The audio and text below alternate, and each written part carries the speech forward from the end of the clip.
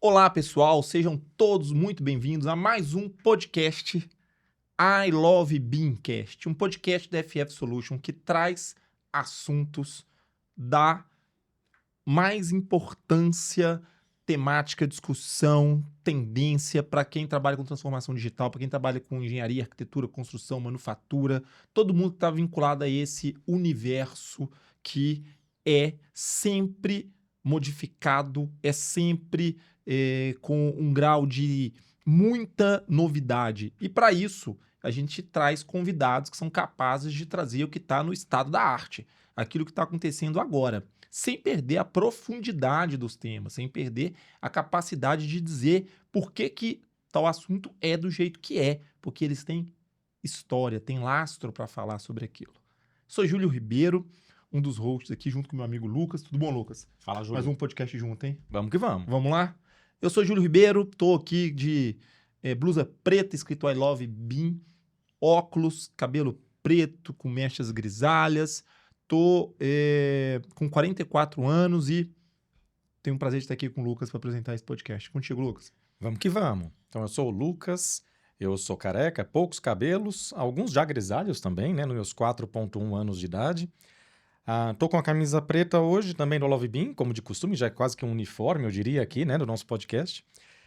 Engraçado, eu já acho que eu comentei em algum momento, assim, tem às vezes clientes nossos que falam assim, olha, legal, vamos contratar vocês para fazer a parceria, mas eu quero uma camisa junto. Não é mentira, tá? Eles pedem a camisa e virou, né, um logo, uma marca, uma coisa de renome.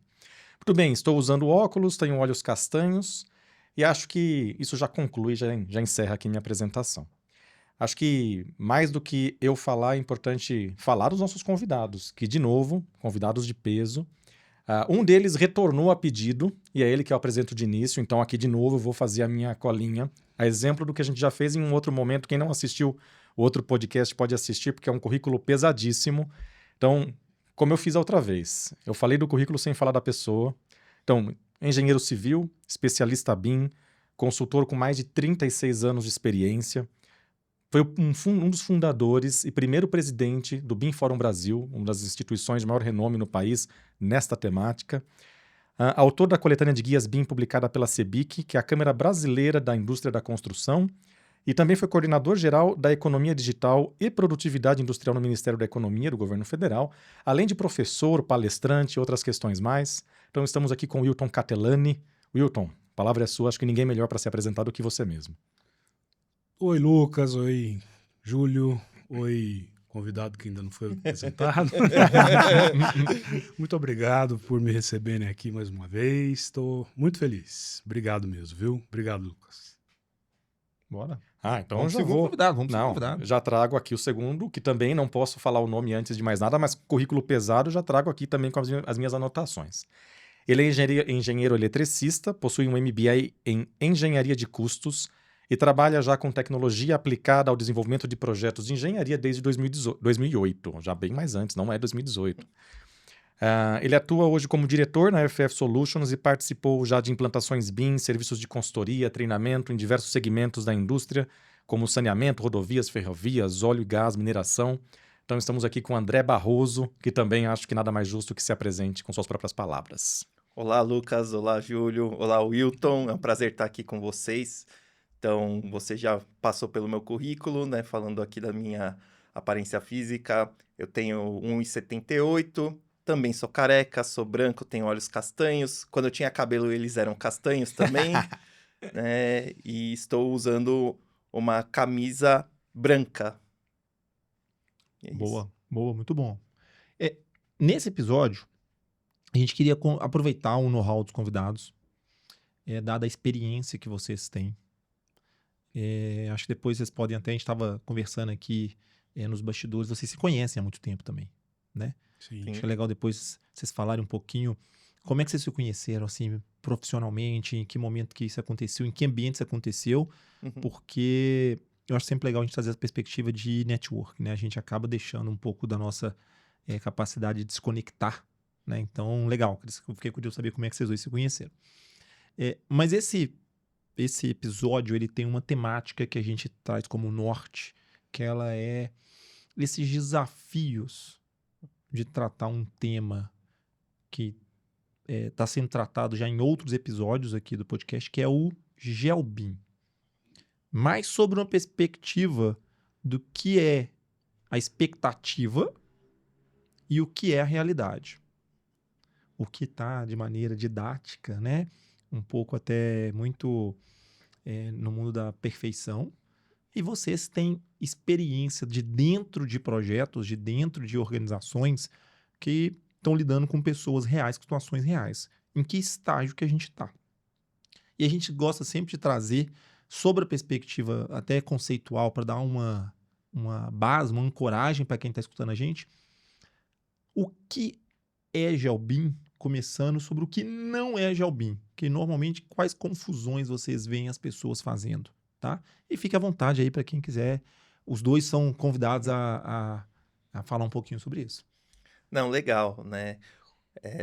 Aí tem os diversos aspectos, né, que a gente pode ressaltar quando se fala do que é ou do que não é o GeoBIM, mas o que eu gosto de trazer e de ressaltar, o que não é GeoBIM é você não ter a percepção de um dos 3 pilares, né, ou ter os pilares enfraquecidos da aplicação da metodologia no ciclo de vida do empreendimento. Então, se você tem uma informação pouco estruturada, se você tem uma informação que uma máquina não consegue processar para fazer análises, para fazer reportes, para fazer projeções, isso não é GeoBIM. Se você tem pessoas que atuam, né, durante o desenvolvimento dessa gestão da informação durante o ciclo de vida e elas não colaboram, elas não trazem a visão da importância, da necessidade do dono do empreendimento, do dono do ativo que o GeoBIM tá sendo concebido para, em termos de estruturação de modelo, isso não é GeoBIM. Tá? E quando você não faz uso das melhores tecnologias para você ter a formatação do entregável, né, do ativo digitalizado, isso também não é GeoBIM. Legal. Eu acho que eu gostaria de complementar, concordo, só trazendo um olhar assim de negócio, né? Eu acho que, para mim, GeoBIM é uma integração entre ferramentas, processos GIS com processos BIM. Mas no fim do dia, essas duas soluções integradas, ela tem que significar valor para as empresas e para as pessoas que utilizam. Então, foi que o André disse, eu preciso de informações organizadas e estruturadas, e aqui nós temos 2 escalas, né? Eu tenho uma escala de GIS, que é uma escala mais ampla, e aí eu tenho onde eu vejo o entorno, o contexto, e eu tenho uma escala de BIM que vê aquele ativo construído, né, por dentro, seus subsistemas construtivos e assim por diante. Mas sempre é preciso que haja um propósito, primeiro, né, para que essa integração e essas informações sejam de fato úteis para agregar valor para as empresas, para as pessoas, para que eu tenha fluxos baseados em informações e tomadas de decisão baseadas em informações. Data-driven decision, né? É isso que a gente busca. E essa integração de GIS com BIM, se bem feita, se bem planejada, implementada, é isso que ela pode oferecer no fim do dia para as empresas e as organizações. Então, acho que eu só complementaria com esse lado de valor, não é? Que é por que fazer todo esse esforço, né? Para no final do dia ter a possibilidade de tomar decisões de uma forma mais consistente. Legal, deixa até eu fazer uma pergunta que conecta as apresentações de vocês. Vocês trabalham com GeoBIM desde quando? E em que momento vocês se conheceram? Como é que é essa história? Então vamos lá. Tá, como que eu entrei nessa parte de tecnologia, né? Foi no começo da carreira, em 2008, eu tive uma empreitada não muito bem sucedida para trabalhar numa usina de álcool e açúcar, tá? Como engenheiro de manutenção. Quando eu retornei desempregado, com a cabeça baixa, de volta para casa dos pais, então na autoestima muito baixa. E buscando oportunidades, um amigo meu me indicou para uma empresa de tecnologia, uma revenda de softwares, era uma revenda de softwares voltados para projetos de óleo, gás e mineração. Entrei sem saber direito o que eu ia fazer, era a primeira oportunidade que eu consegui a aprovação, então eu pensei, vou iniciar na carreira, depois eu vejo o que eu faço, e tô aqui até hoje, tá? Acelerando um pouquinho a trajetória, né? Depois eu fui trabalhar em projetista, depois eu trabalhei em construtoras, fui cliente da FF Solutions por bastante tempo, antes de ser convidado para trabalhar na FF, lá em 2015, tá? Eu não vou lembrar exatamente o ano que nós nos encontramos, né, Wilton? Se você conseguir puxar, depois a gente amarra os detalhes, tá? Mas eu lembro que foi no momento que você foi nos visitar, tá? Você estava trabalhando no DENIT, né? Fazendo alguns desenvolvimentos lá. E você veio discutir comigo fluxos de BIM para a obra de arte especial, tá? Que também, pela minha natureza, minha formação, eu não era nunca fui especialista de engenharia estrutural. Então, foi um desafio para mim também, né? E a gente chegou a algumas discussões interessantes lá, e que, enfim, aí você pode dar continuidade se teve algum desdobramento. Resumindo, foi o BIM que nos uniu, né? Exato. Por causa do BIM. Eu sou um profissional com muitos anos de experiência, né? Então, eu tive em diversas empresas. Só na Shell, distribuidora de petróleo, fiquei mais de 11 anos, né? E eu descobri o BIM em 2010, né? Através da CE 134, da BNT. E depois, mais tarde, acabei sendo coordenador por vários anos dessa comissão, que é a comissão dentro da BNT, que responde pelo assunto do BIM, né? Onde nós desenvolvemos as primeiras normas BIM brasileiras. E quando eu conheci o André, foi em 2018, André, que eu estava fazendo o projeto do DENIT, e a gente tinha uma série de desafios e algumas ideias, assim, a gente queria modelar os defeitos, porque é tão interessante, né? O DENIT tem cerca de 8.000 pontes nas rodovias federais sob a sua jurisdição. Cerca de, porque eles não têm certeza de quantas. Vejam, que coisa incrível. E aí você precisa fazer a gestão dessas pontes. A maioria são de concreto armado, né? E aí o projeto é um dos projetos que faz parte da estratégia BIM-BR, é um dos projetos pilotos da estratégia BIM-BR, né? E aí eu fui convidado a começar um trabalho de consultoria, de implementação de BIM no DENIT. E aí a gente tinha vontade de não só modelar as pontes existentes, mas fazer isso de uma maneira bastante mais eficaz, usando captura da realidade, né? E existe uma outra norma específica brasileira que classifica os defeitos em estruturas de concreto. E aí você precisa localizar esses defeitos, um desplacamento, uma exposição de armadura, coisas desse tipo. E aí a gente teve a ideia, puxa vida, por que não modelar os defeitos? Não só a obra de arte, mas modelar os defeitos e localizá-los. Inclusive ter uma ideia da sua dimensão, da profundidade, se for um desplacamento, por exemplo, né? Então foi quando eu fui bater na porta lá da FF, conversar com o meu amigo André, e a gente... puxa vida, depois nós trabalhamos numa outra empresa e agora estamos juntos de novo, aqui, felizes, aqui, com bastante desafios pela frente, né? Mas eu considero um amigo, né? Não só meu chefe, é meu amigo. O BIM nos uniu. Mas o BIM nos uniu. Muito bom. Achei que você fosse falar que o Corinthians vos uniu, porque os dois são corintianos, mas tudo bem, não tem problema. Eu acho que vocês estavam comentando um pouco, né, do que é GeoBIM, o que não é GeoBIM. Eu acho que seria interessante a gente trazer para a pauta uma discussão de olhar um pouco para os benefícios, né? Ou seja, quando a gente fala de BIM e de GeoBIM para uma empresa, para uma instituição pública, que benefícios essa instituição, essa empresa pode esperar, né? Ou seja, sabe aquela história de retorno do investimento, aquela história de o que eu vou colher com isso, por que eu vou seguir por esse caminho? Já teve momentos em que nessas conversas, nesses eventos, a gente ouviu falar assim, o BIM é uma realidade inevitável, portanto, se você não estiver preparado para trabalhar com BIM, é a mesma coisa de você olhar para o passado e pensar em trabalhar com desenho com nanquim na evolução que teve para o AutoCAD, né, para o desenho digital. Mas eu não acredito que só isso, né, só a inevitabilidade do BIM seja um processo de convencimento. Não sei se os benefícios que ele traz poderiam ser um processo. Como é que vocês veem essa questão? Deixa eu começar dessa vez. Olha só, primeiro ponto que eu queria ressaltar, assim, eu sou tão velhinho que eu via a transição da prancheta para o CAD, né? Mas aquele degrau, ele foi muito menor do que o degrau que a gente está...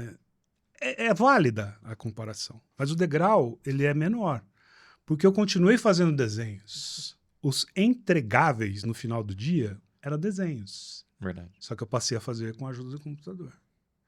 Agora, os entregáveis são o que a gente até já comentou antes, são ativos digitais.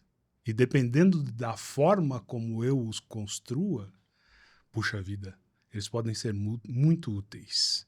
E muito úteis no ciclo de vida, não só para uma determinada fase de um dado empreendimento de construção.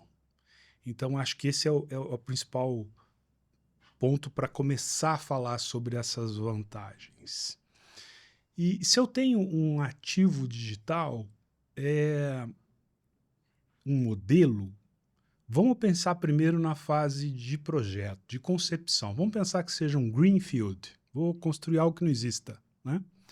Então, essas tecnologias, elas possibilitam às organizações, às empresas, aos profissionais, uma coisa que é muito, muito, muito valiosa, que é a possibilidade de ensaiar. Ensaiar virtualmente antes, num computador, antes de fazer qualquer coisa lá no endereço da obra. Porque a construção civil, ela tem essa característica, ela é uma indústria de protótipos. Se eu for fazer o mesmo edifício, o mesmo projeto, num outro endereço, o solo vai ser diferente, as condições climáticas serão diferentes, os fornecedores provavelmente serão diferentes.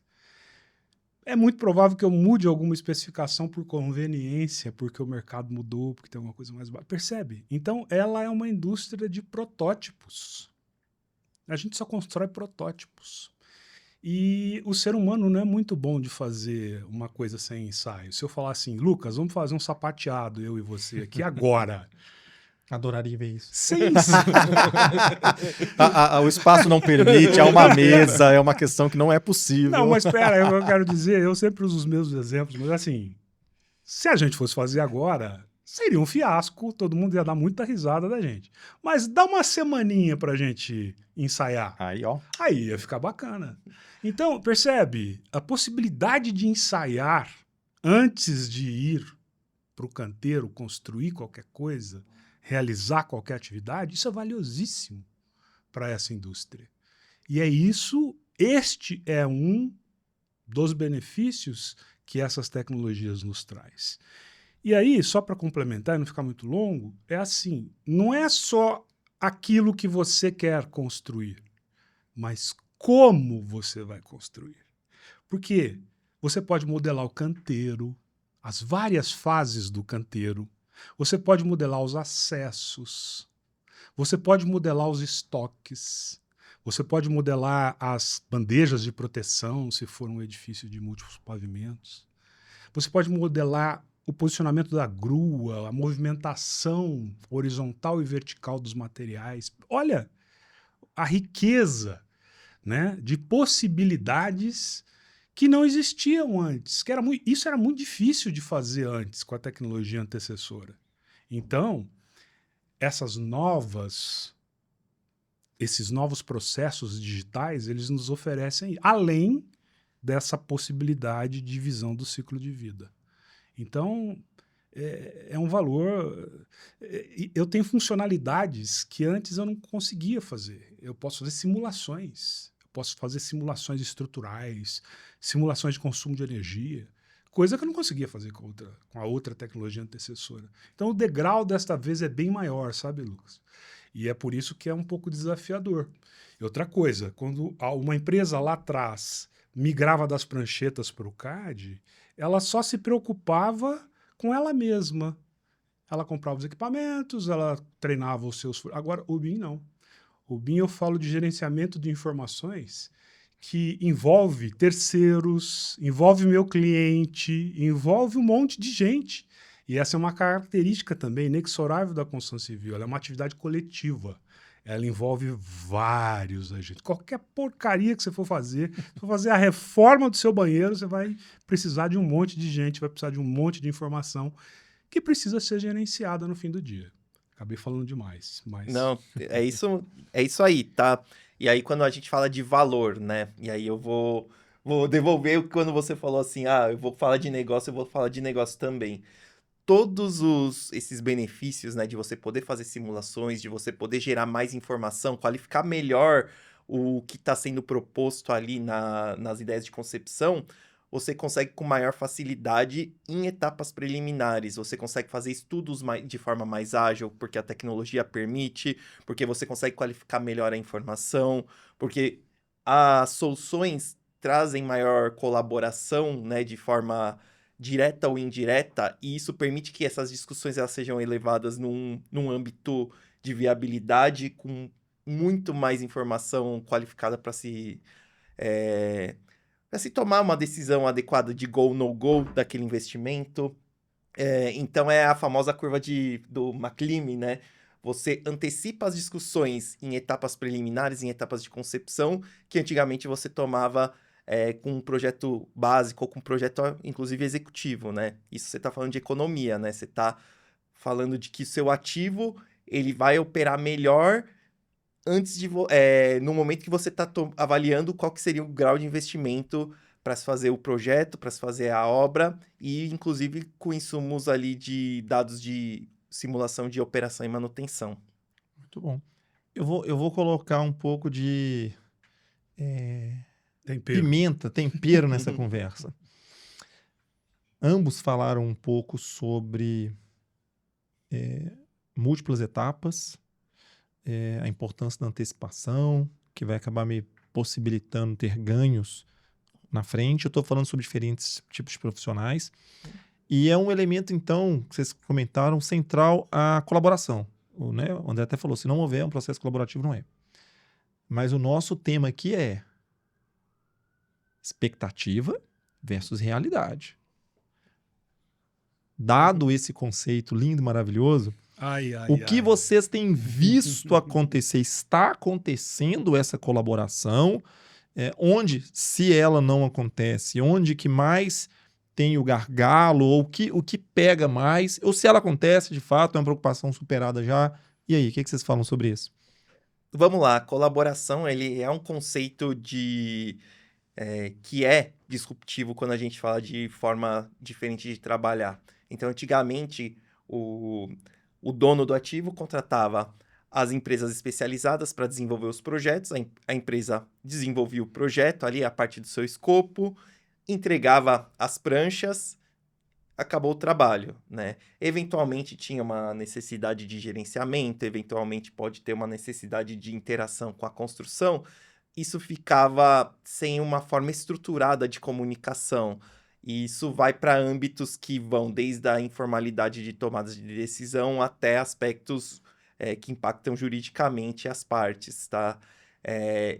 O BIM, ele vem para tentar mitigar esse processo, tá? Sistematizando a comunicação, sistematizando a troca de informações, criando processos bem definidos e critérios de troca, né, dessa comunicação, das informações de projeto, inclusive o momento no qual aquela informação está preparada para ser compartilhada, e a dificuldade que a gente tem visto hoje no mercado é de conseguir transformar isso em processo do dia a dia. As pessoas têm a expectativa de que o BIM é você ter a tecnologia atualizada, é você ter a capacitação dos profissionais e que tudo passa a acontecer de forma automática. E não é desse jeito, né? Você precisa de uma mudança cultural, né? Uma mudança na forma de trabalhar, que isso vai além de quem está envolvido diretamente no BIM, além de quem está contratando o BIM, além de quem está modelando o BIM. Tem que ser uma mudança cultural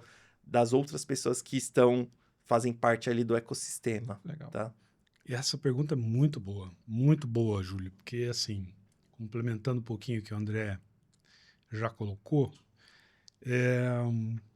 eu preciso dizer assim que, infelizmente, a cultura da construção civil, ela atualmente ainda é muito adversarial. Quando você lê um contrato padrão, e as empresas mais organizadas têm contrato padrão, dá vontade de sair correndo, não dá vontade de assinar aquilo. Porque não tem uma cláusula que seja positiva, que seja de incentivo. Todas as cláusulas são punitivas. Todas, sem exceção. Então, eu até já comentei, né, que tive a sorte de participar de um evento, né, do Society, mas é uma coisa muito chique, né, cara? Uma coisa britânica, Society of Construction Law. Eles lá já estão discutindo essas coisas, né? E é interessante, porque quando você estuda a maturidade e evolução de BIM, na descrição de estágios, tem um lugar que aparece uma palavrinha, rapaz, que parece uma palavrinha chamada confiança. Significa o seguinte, que para você avançar para alguns estágios mais evoluídos, se você não desenvolver confiança entre os envolvidos, você não chega lá. Então, o André, o Lucas já devem ter visto. Tem empresas, rapaz, que implementam BIM bonitinho, fazem modelos maravilhosos e na hora de licitar, owners, e na hora de licitar, sabe o que eles fornecem para os seus licitantes?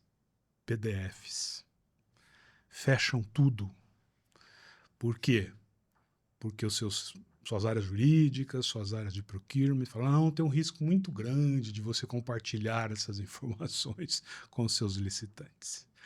Felizmente tem uma boa notícia aí no horizonte. Recentemente foi aprovada uma nova lei de licitações e contratações públicas, que substitui a velha 8666. É a 21.433. E quando eu li e estudei essa lei, eu fiquei feliz. Dentre outros motivos, porque ela exige o BIM. No fim do dia, ela exige o BIM. Nós tivemos um evento no BIM Fórum, tinha um sujeito lá do TCU, porque a forma como está escrita, assim, é um pouco ambígua. Você deve usar o BIM quando for conveniente, né? Mas aí cabe ao órgão que decide não usar demonstrar que não é conveniente. Então, no fim do dia, ela exige, né? Mas, além disso, ela tem algumas modalidades novas, essa nova lei, e que me pareceram, assim, bastante interessantes. Uma das modalidades se chama diálogos competitivos. Então, uma autarquia, uma administração pública, ela pode chamar previamente algumas empresas, isso tem que ser publicado, tem algumas regras, como qualquer, mas para iniciar discussões acerca de um determinado empreendimento, e aí aquelas empresas, organizações que participarem dessas discussões terão alguns privilégios e terão preferência no momento da licitação lá na frente. Então, é um refresco, é algo que já sinaliza no sentido de, olha, a gente precisa mudar essas relações que têm sido muito adversariais. Eu tenho um slide que eu coloco assim, uma luta de UFC, onde tem um cara apanhando, o outro batendo, tem um juiz no meio, e uma hora você está apanhando, uma hora você está batendo, e o juiz, meu Deus, quem que é? Às vezes é um árbitro, às vezes é um juiz mesmo, às vezes é o TCU, e a gente precisa combater isso. Se a gente não buscar contratos que reflitam essa forma mais colaborativa de trabalhar na nossa indústria, a gente vai ficar restrito só a alguns estágios. a gente não vai chegar lá aonde a gente poderia chegar, né? Então, essa é uma coisa muito importante. Minha visão, né? Uhum, Posso claro. estar errado, mas é a minha visão. Eu queria complementar com um ponto também que é consequência ali da visão contratual, que é a questão da própria gestão mesmo das contratações.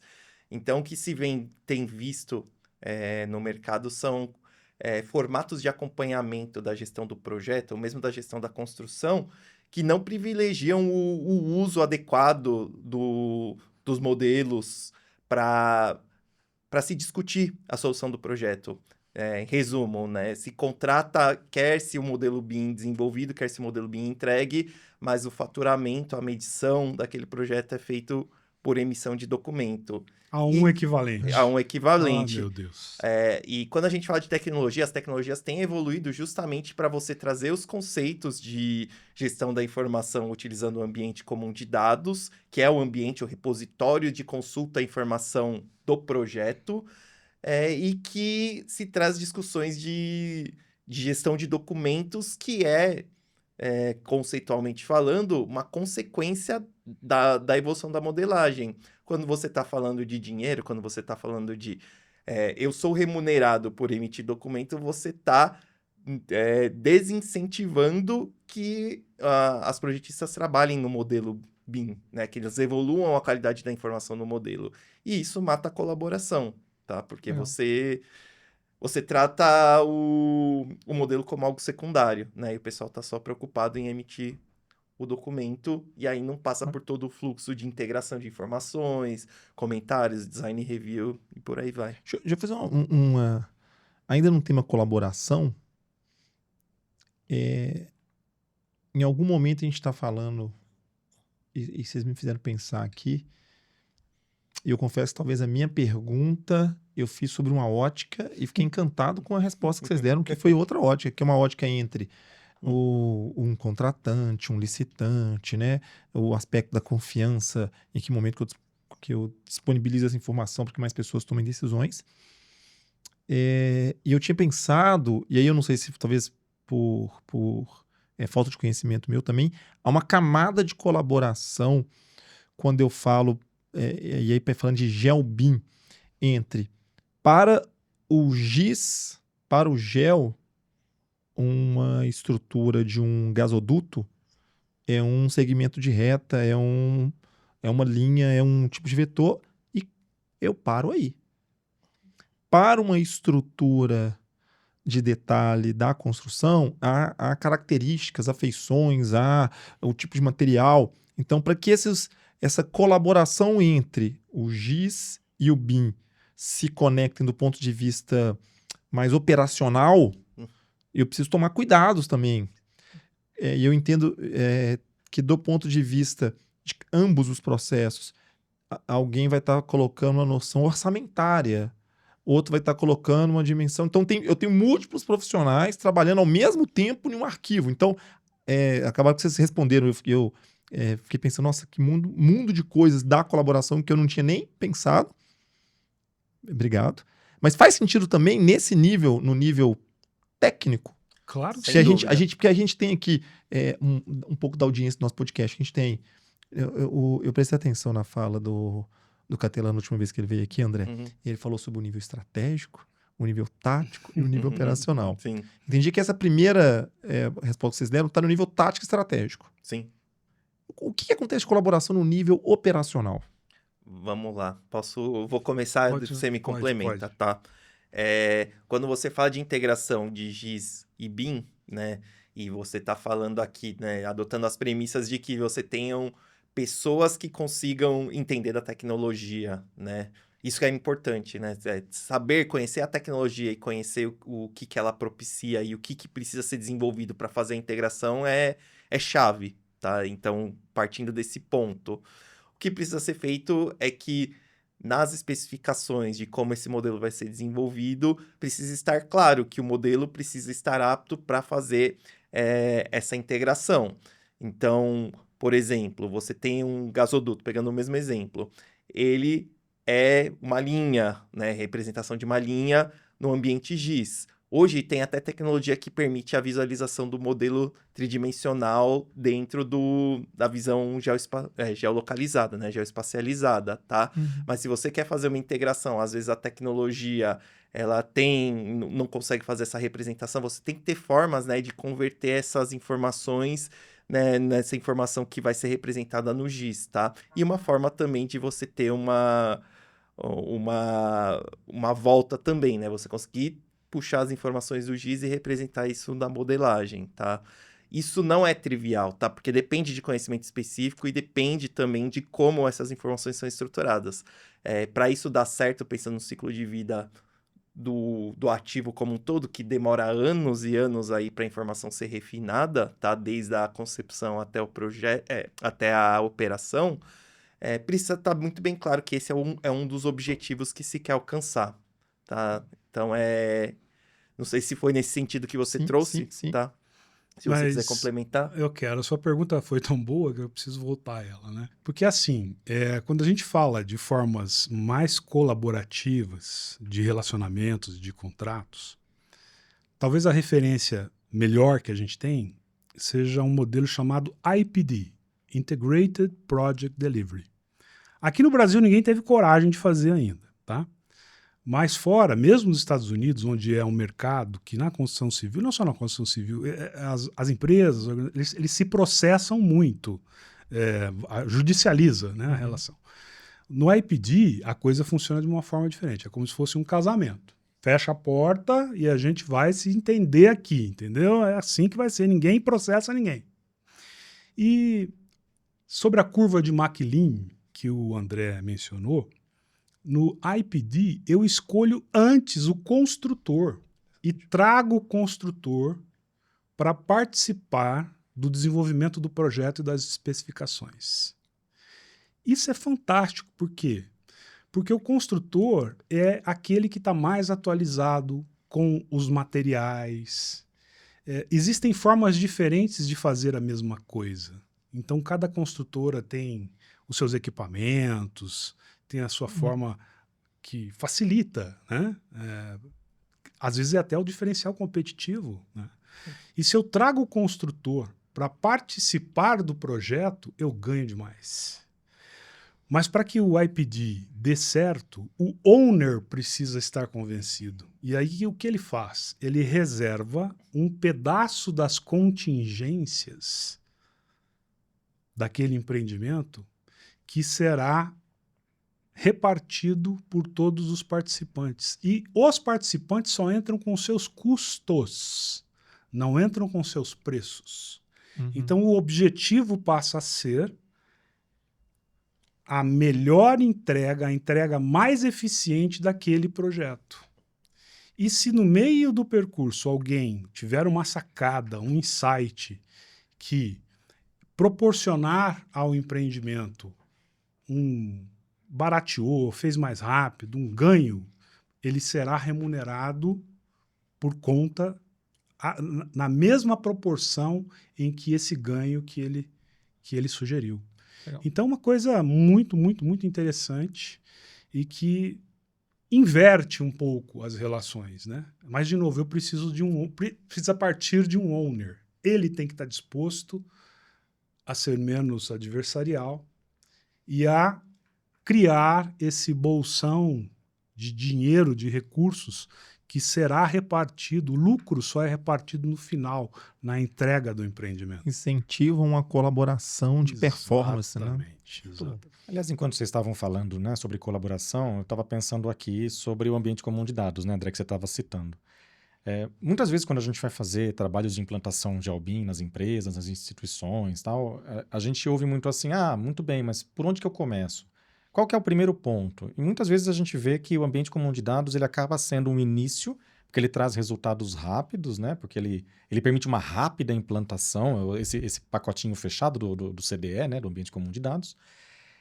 E ele permite também uma integração direta com o GIS para que você tenha essa comunicação. Então, na medida em que você tem um projeto, por exemplo, que sobe de versão, pela conexão viva você já consegue ter ele publicado no ambiente GIS, tão atualizado quanto você tem lá para a equipe de engenharia no CDE. Tudo bem, então, olhando para isso, a gente conhece, né, muitos ambientes comuns de dados de mercado, o Autodesk Construction Cloud é talvez um dos principais, né? Mas a gente já ouviu por aí, em conversas e congressos, gente falando que o SharePoint, por exemplo, é um CDE. E eu queria ouvir a visão de vocês, assim, o SharePoint é um ambiente comum de dados? Não. Um sonoro não, por favor. Mas vou deixar o André começar a falar.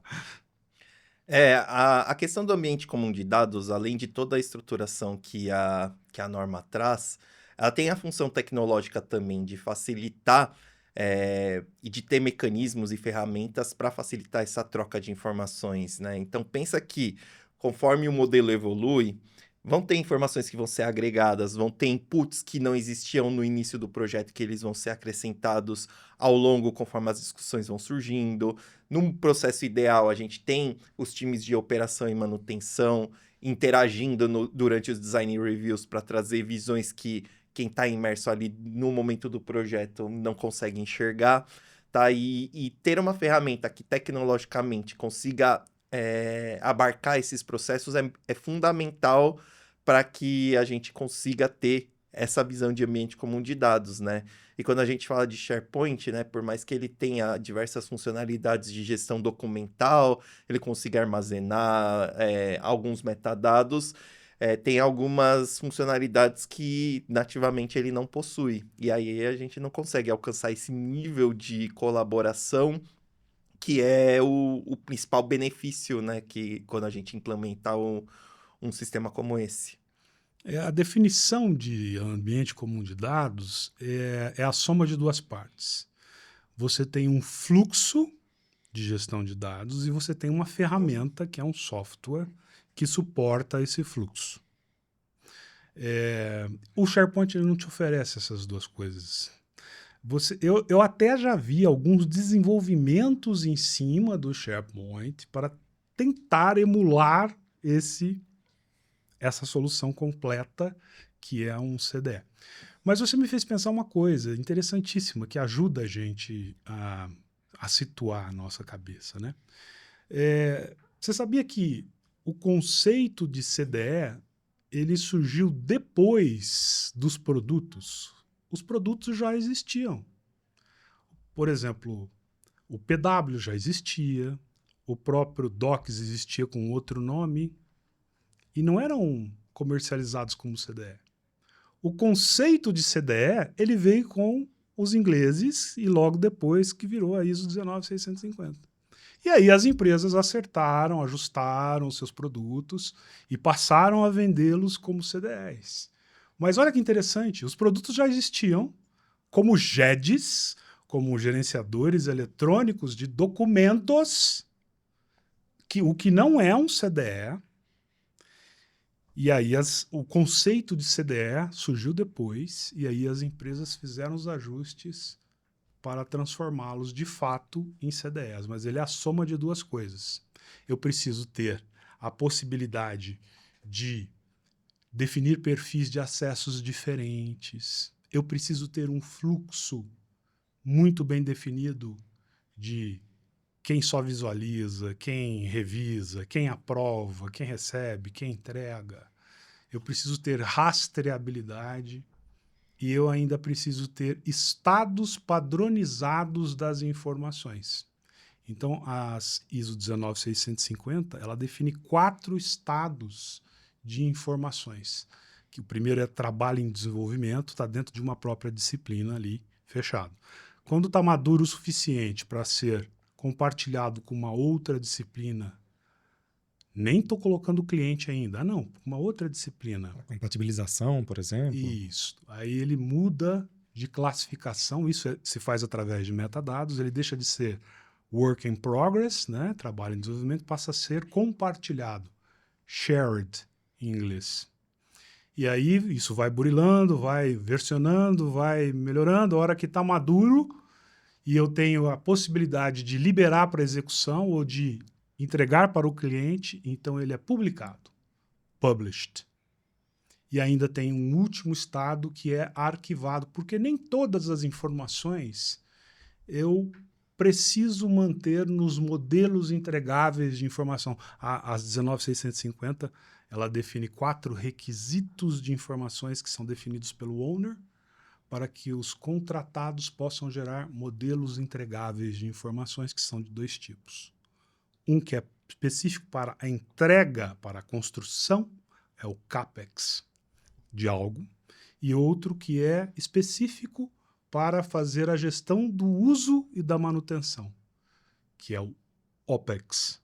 Então, esse primeiro se chama modelo de informação de projeto e esse segundo se chama modelo de informação do ativo. Então, de novo, a gente tem essas melhores práticas já publicadas, né, nas ISO, e SharePoint não é CDR. Deixa eu aproveitar esse ponto, mas eu quero pegar do ponto do GED, e aí falando de expectativa versus realidade do GeoBIM, tá? O que a gente tem visto hoje, a gente tem acompanhado de perto, junto com empresas que estão tentando fazer essa implementação, né, do ambiente comum de dados, eles misturarem os conceitos de GED e de ambiente comum de dados, né? Um gestor eletrônico de documentos que tem a finalidade de controlar o ciclo de vida do documento, né? E quando a gente fala de modelo, isso já cria uma disrupção, e eles querem adaptar esses processos e usar o ambiente comum de dados como uma evolução do GED, tá aí. E aí, por que isso acontece? Muitas vezes é uma questão tecnológica. As empresas querem ter os projetos desenvolvidos em BIM, as ferramentas de gestão documental não estão preparadas para receber modelos BIM e deixá-los visualizáveis para as partes que colaboram no projeto, fazem a evolução da tecnologia, mas não evoluem em termos de processos, né? E isso acaba gerando gargalos, porque cria-se um desentendimento de como a solução vem para agregar, e o fato da ferramenta não trazer essas visões de gestão documental, cria-se uma quebra de expectativas, uma série de adaptações, e que não gera os resultados práticos que a gente enxerga que são os ideais, tá? Então, quando a gente fala de expectativa versus realidade, esse é um ponto que a gente entende que é crítico, né? E é importante deixar muito bem claro, né, que o ambiente comum de dados, né, é a forma evoluída, né, de se fazer gestão da informação, né, que hoje é o que a norma coloca. Me permita, os ambientes comuns de dados, eles gerenciam e lidam com modelos. Sim. GEDs só lidam e gerenciam documentos. Nós já falamos dessa diferença aqui hoje. Lembra? Os documentos são uma decorrência dos modelos. Os documentos são uma foto que eu retiro do modelo depois que ele está pronto, depois que ele está ok. Uma coisa é lidar com modelos, outra coisa é lidar com documentos. Nós precisamos das duas coisas na nossa indústria, mas um GED não consegue lidar com modelos. Deixa eu então... Tá ficando legal essa conversa, hein? Tá ficando legal. Até ainda querendo trazer um pouco sobre expectativas e realidades, eu vou aprofundar uma abordagem que vocês comentaram aqui, que é: eu tenho, vocês falaram agora aí, uma camada, uma dimensão tecnológica, e no mundo real, as empresas, elas possuem tecnologias legadas, há uma mudança em alguma estrutura departamental que se moderniza, que tem que dialogar com outra estrutura legada, e por isso muitas vezes a gente tem tentativas de fazer ali arranjos que nem sempre são simples. Tecnológico. Eu tenho um grau de maturidade processual, que eu tô falando sobre o meu entendimento sobre como eu deveria tramitar aquela informação, quão maduro eu estou, atividades muito mais maduras. Talvez vocês tenham mais profundidade para falar sobre alguma, a mineração, um sistema construtivo, uma atividade X tenha lá seus graus de maturidade. E eu tenho um outro grau de maturidade que é o de pessoas, os sujeitos que estão dentro daquelas organizações fazendo aquilo. Então, quando a gente fala um pouquinho sobre esses conflitos que dificultam uma colaboração, faz sentido pensar, e talvez tenham outras camadas ainda, né? Mas eu pensei nessas 3 camadas aqui, que é o clássico: pessoas, processos e tecnologias. Como é que vocês veem eles para a implementação de GeoBeam? É um problema, cara. E o principal problema é o peopleware. Sempre é o peopleware, né? Porque, de fato, o que você encontra quando você chega numa empresa para implementar BIM ou para implementar qualquer solução de digitalização? Você encontra, muitas vezes, uma estrutura sobrecarregada ou então uma estrutura em mudança, mutante. Muitos casos já encontrei isso. Pessoas não gostam de mudanças, de um modo geral.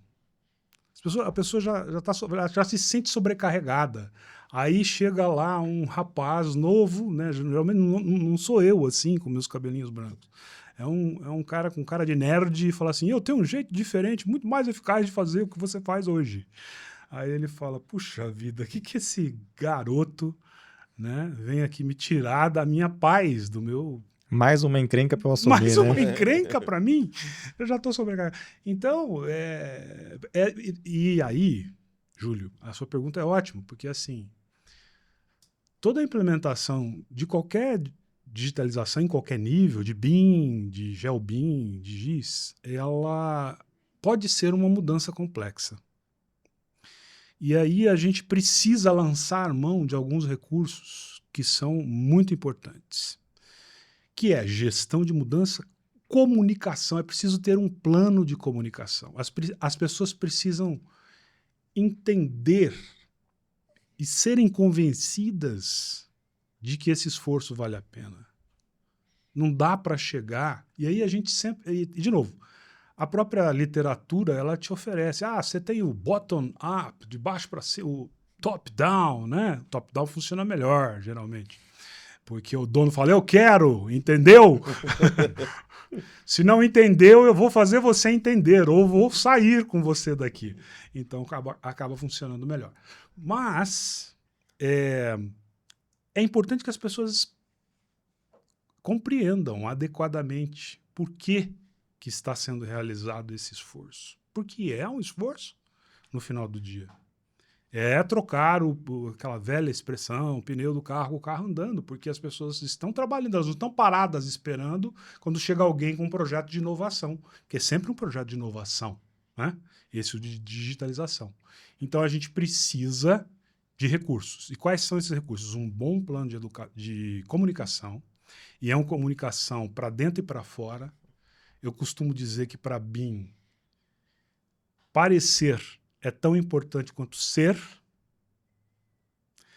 E quando você comunica isso, e você não faz sozinho, você tem que envolver o seu ecossistema, você tem que envolver até o seu cliente, algumas vezes, quando não é ele que te exige. Às vezes, tem empresas fazendo isso. Isso que é legal de ver no Brasil já. Tem empresas que, embora não estejam sendo exigidas, perceberam que, se adotarem BIM, elas oferecem de graça, entre aspas, o modelo para o seu owner contratante, mas conseguem ser mais eficientes, reduzirem seus riscos, serem mais produtivas no final do dia. Então é interessante você começar a ver esse tipo de movimento no mercado. Mas, de novo, eu preciso de planos de comunicação, eu preciso de gestão de mudanças e eu preciso de gestão de conhecimento para evitar aquilo que a gente já comentou. Senão eu invisto, capacito os meus colaboradores e quando eles estiverem prontos, afiadinhos, vem o mercado e leva ele embora. E aí, se eu não tiver um sistema mínimo de gestão e retenção do conhecimento, eu perco o conhecimento junto com essa cabeça que vai embora. Boa. Legal. Comentando aqui sobre como que a gente lida, né? Como que a gente faz essa gestão de mudança quando a gente traz uma nova sistemática de trabalho, uma nova forma de trabalhar junto com uma tecnologia inovadora e comparando com pessoas que operam sistemas legados de às vezes 20, 30 anos, tá? Uma abordagem que tem funcionado bastante é entender o processo, né, das pessoas, entender as dores das pessoas. E quando você vai fazer esse convencimento, quando você vai fazer a apresentação, o treinamento, né, o que seja, você focar nos benefícios que essas pessoas estão tendo, né? Então, isso é uma abordagem que a gente vem aplicando junto aos nossos clientes e funciona muito bem, porque você tira a visão da mudança porque a gente quer mudar, e sim, a gente está mudando para melhor, né? E sempre tem aspectos, né, que um novo sistema vai agregar nos processos de trabalho. Então, seja uma facilidade maior na hora de navegar pelos documentos, seja uma facilidade maior na hora de editar, né, ali um documento ou um modelo e manter isso atualizado, uma numeração automática, né, falando assim de atividades mais operacionais. Então, sempre tem alguns aspectos que dá para destacar, né, no dia a dia ali das pessoas impactadas e trazer elas para dentro do jogo. Boa. E Catelane e André, vocês estavam falando aqui, né, de como fazer essa gestão de mudança, como fazer a própria mudança. Ponto que eu estava aqui elucubrando na minha própria ideia, né, é pensar um pouquinho como que normalmente o BIM se inicia numa instituição. Então, assim, a gente tem diversas formas, né? Uma possibilidade é a gente ter uma pessoa voluntária que descobriu um Revit, por exemplo, fez um curso de Revit, aí ela começou a fazer modelo, aí lá dentro se viu que havia uma possibilidade, se surgiu. Uma outra possibilidade, muito mais comum, é você ter uma empresa que ganha um contrato que ela tem que entregar em BIM. Ela nunca trabalhou com BIM, mas ela ganhou um contrato, uma concorrência, uma licitação, uma RFP, alguma coisa assim. E, de repente, ela se vê na necessidade de começar a trabalhar com os processos BIM e ter entregáveis em BIM. É claro que são 2 exemplos muito simples, tem muitos outros, né? Mas, normalmente, o que a gente vê em iniciativas desse tipo é a gente ver aquele esforço voluntário surgir como uma chama e ela acaba morrendo, porque ela vai morrer no próprio voluntariado daquela pessoa. Ou aquele contrato que exigia entregáveis, ele é cumprido, mas a instituição em si não se transforma para que a mudança de fato ocorra e ela passa a ter o BIM como parte do seu ecossistema, do seu dia a dia. Pela experiência de vocês, como que a gente pode fazer para que essa implantação, para que esse GeoBIM, ele seja efetivo, que ele não surja como uma chama que de repente apareceu e apagou, mas sim que ele seja perpetuado, né? Assim, do mesmo jeito que a gente olha hoje e fala assim, preciso fazer um projeto de engenharia, qualquer disciplina. Ninguém pede em AutoCAD ou em DWG, já parte do processo. Virou paradigma, né? Você não precisa falar, eu não quero em... Como é que a gente estava falando? Né? Eu não quero em prancheta, eu não quero em nanquim, eu quero em... Já faz parte do vegetal pacote. e nanquim. Né? Como fazer com que o BIM seja parte inerente ao processo da engenharia, em qualquer momento do ciclo de vida do ativo, mas também que ele seja uma coisa perene, não seja algo que surge e desaparece. Um voo de galinha. Um voo de galinha. Ele precisa estar conectado com a estratégia de transformação da empresa, né? Não basta ser uma iniciativa que, quando você olha para o plano estratégico das empresas, ele não faz parte, porque senão você vira iniciativa pontual. Iniciativa pontual depende de convencimento, depende de esforço individual. Muitas vezes as pessoas que trazem essa iniciativa nem sempre têm a força política, a articulação para conseguir carregar isso para os níveis mais altos. Quando vem de níveis mais altos, muitas vezes vem o top-down, só que empurrado goela abaixo, né? Eu quero BIM implantado para ontem, e aí as pessoas saem correndo, batendo cabeça sem saber por onde começar. Então, tendo-se uma definição, né, um alinhamento de estratégia, existe uma forma de se trabalhar, existe uma metodologia para se implementar o BIM, tá? E aí isso passa por diversas etapas, tá?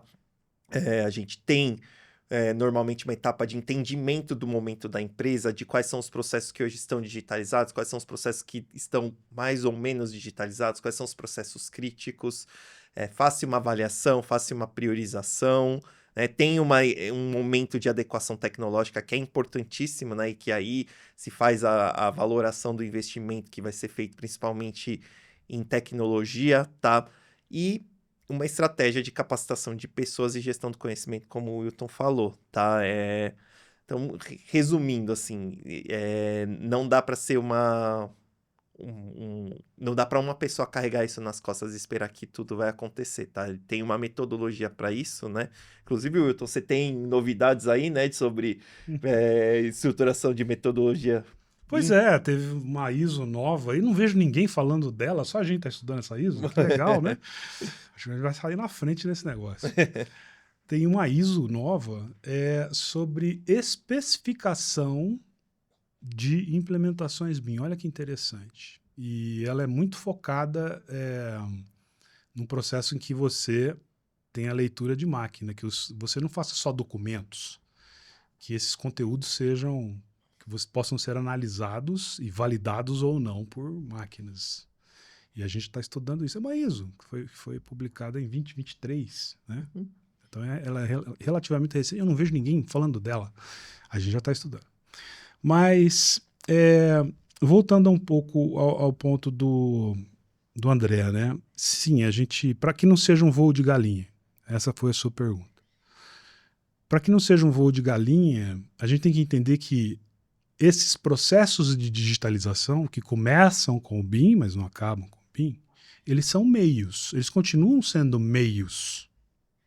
Eles são meios para que eu faça melhor, para que eu reduza os meus riscos, para que eu tenha um objeto construído mais adequado às necessidades para a qual ele foi criado. E, no mundo ideal, que eu também tenha um ativo digital que eu possa usar para fazer a gestão do uso e da manutenção desse ativo físico que eu eventualmente construa. Percebe? Então, ele é meio. Ele continua sendo meio.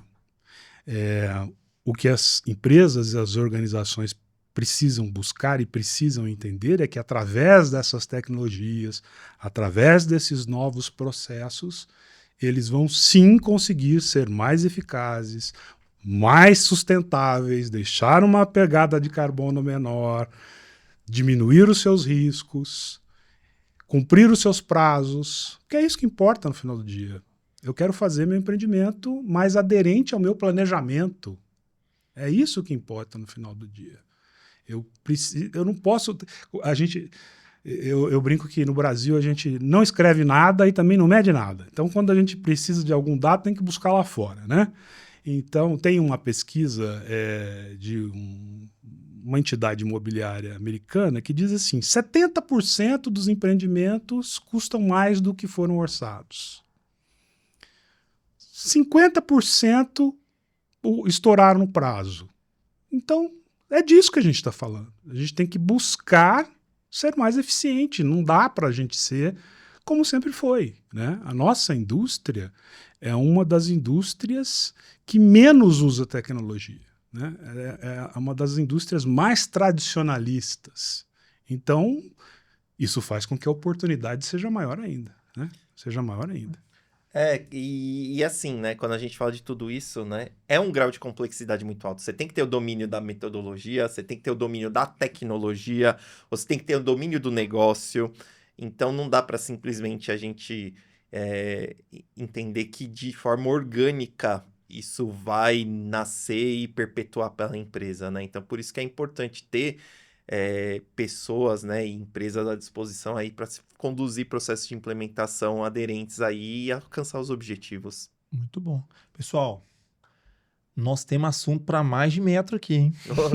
À medida que vocês foram falando aí, vai surgindo pauta, vai surgindo ganchos. Mas eu queria... o Caterano já veio aqui, já foi convidado nosso. André, você está mais que convidado também para voltar, para a gente aprofundar algum assunto que a gente ainda não tenha falado. Legal. E eu queria deixar uma pergunta caminhando para um final aqui. Pergunta de Pode ser? encerramento. Uma pergunta de encerramento. Legal. A gente está falando sobre esses desafios entre a expectativa e a realidade do GeoBIM.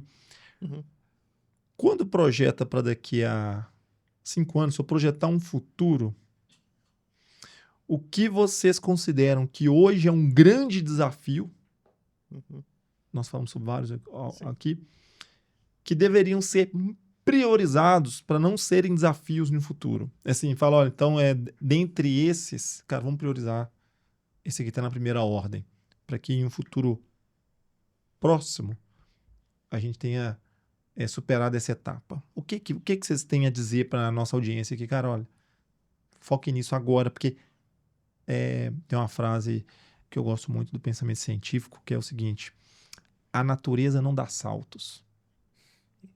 É um processo evolutivo, é um processo combinatório. Às vezes a gente nem percebe, e quando acontece essa mutação cultural, essa mutação, ela está baseada em processos que foram se evoluindo lá. Então, o que é o grande catalisador disso para vocês, projetando o futuro para a GeoBIM?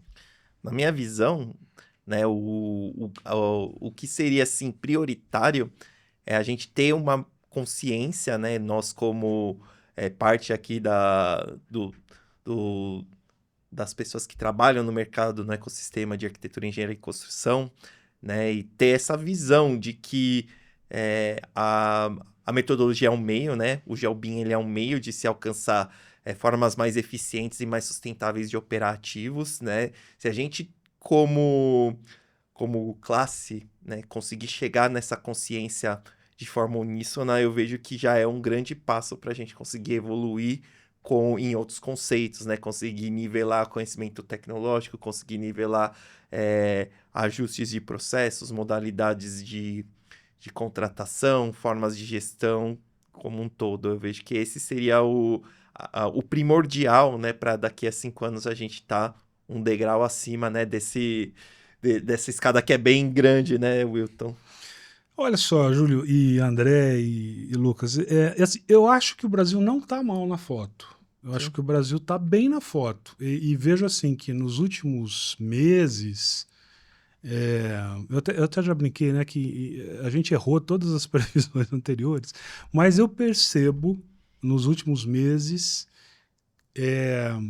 que muitas das sementes germinaram e que muitas resistências já caíram e estão caindo.